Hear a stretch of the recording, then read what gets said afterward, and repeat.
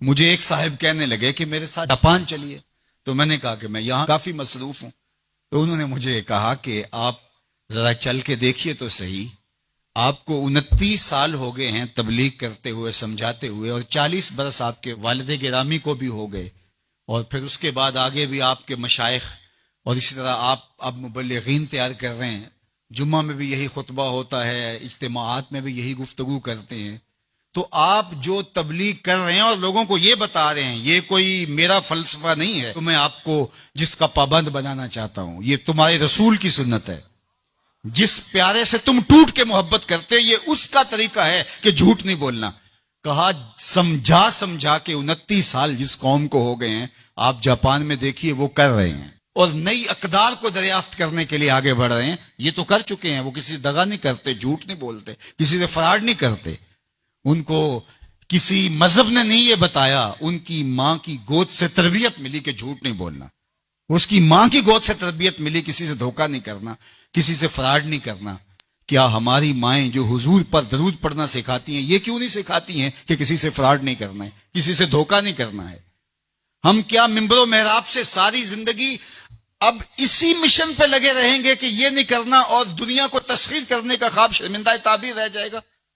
یار جب بچہ ہوتا ہے کچی کلاس کے اندر تو اس کو پورنے ڈال کے دیے جاتے ہیں، آپ کو اگر یاد ہو تو، اور اس کے اوپر وہ لفظ لکھتا ہے، اور وہ میٹرک تک چلا جائے ابھی تک پورنے ہی جو ہے اس کو ڈال کے دینے پڑے، تو پھر وہ کس طرح ماسٹر کرے گا؟ یار ابھی تک ہم سچ بولنے کے عادی نہیں ہوئے، پوری کائنات کے اندر محمد عربی کا دین کیسے پہنچائیں گے ہم کیسے پہنچائیں گے؟ دنیا کہاں سے کہاں چلی گئی اور ہم کہاں کھڑے ہیں؟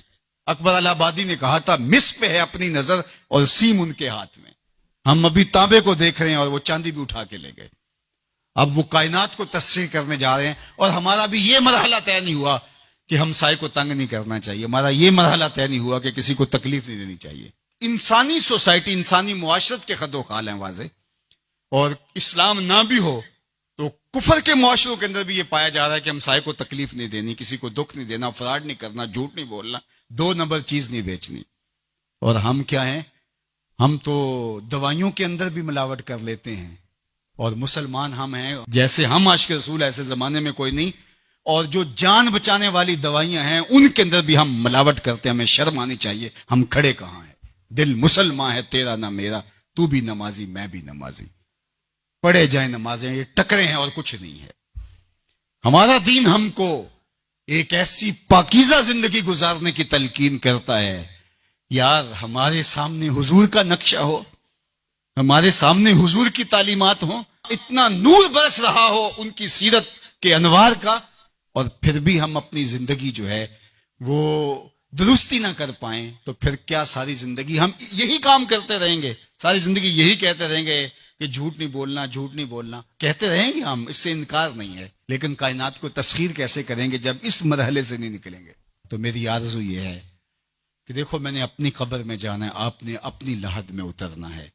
میں اور آپ اپنے آپ کو یہ مت سمجھیے کہ وہ سنورے گا تو معاشرہ ٹھیک ہوگا. معاشرہ ٹھیک ہو نہ ہو، مجھے ٹھیک ہونا ہے. مجھے اپنی زبان کو کبھی بھی جھوٹ کی بدبو سے متعفن نہیں ہونے دینا. مجھے کبھی بھی کسی کو اذیت نہیں دینا، چاہے وہ میرا ہمسایہ ہے یا میرا دشمن بھی کیوں نہ ہے. مجھے کسی کے لیے غلط نہیں سوچنا ہے، اور کسی کو نقصان پہنچانے کی منصوبہ بندی کی دور کی بات ہے، وسوسہ بھی آئے کسی کو نقصان پہنچانے کا تو اس کی بھی نفی کرنی ہے، کیونکہ میں اس آقا کا غلام ہوں جو رحمت للعالمین ہے. تو اس آقا کے لائے ہوئے نظام شریعت کو نافذ کرنے کے لیے ہمیں عملی قدم اٹھانا پڑے گا.